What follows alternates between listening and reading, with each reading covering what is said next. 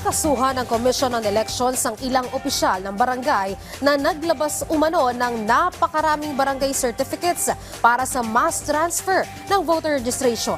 Narito ang ulat.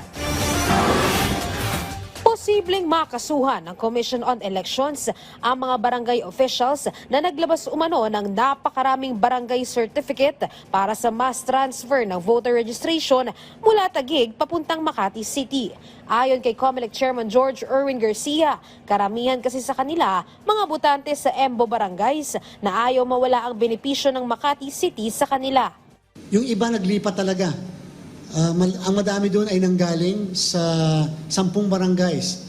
Originally ng Makati, yung EMBO barangays na napunta na sa Taguig, lumipat sila dito sa mga ilang barangays ng Makati.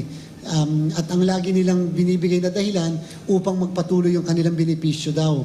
Dahil naman dito, nakikiusap rin ng COMELEC na sugsugan na ng batas ng Kongreso para malutas ang problema sa questionableng mass transfer gamit ang barangay certificate.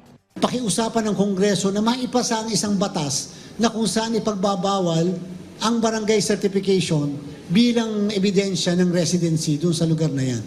Sabi naman ng COMELEC, para sa mga nag-mass transfer, karamihan sa kanila hindi tinanggap ang paglipat ng registration ng Election Registration Board na tatalakayin din sa unbanked meeting. Samantala, ngayong araw naman, isinumite na sa main office ng Commission on Elections ang mga Certificate of Candidacies para sa mga nais kumandidato sa parliamentary elections sa Bangsamoro Autonomous Region for Muslim Mindanao o BARM. Sabi ng COMELEC, nasa 109 ang nagsumite ng COC para sa district representative. Patunay na karamihan sa mga taga-BARM nais matuloy ang halalan.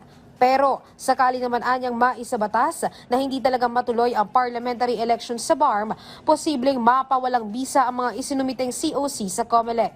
Pero under ordinary circumstance, kapag wala ang provision na ganun, lahat ng filing ng candidacy ay baliwala lahat siya, and therefore magkakaroon ng panibagong filing ng certificates of candidacy. Bago matapos ang Nobyembre, ilalabas na ng COMELEC ang pinal na listahan ng kandidato sa parliamentary elections sa BARM, kasabay ng mga kandidato para naman sa national at local elections.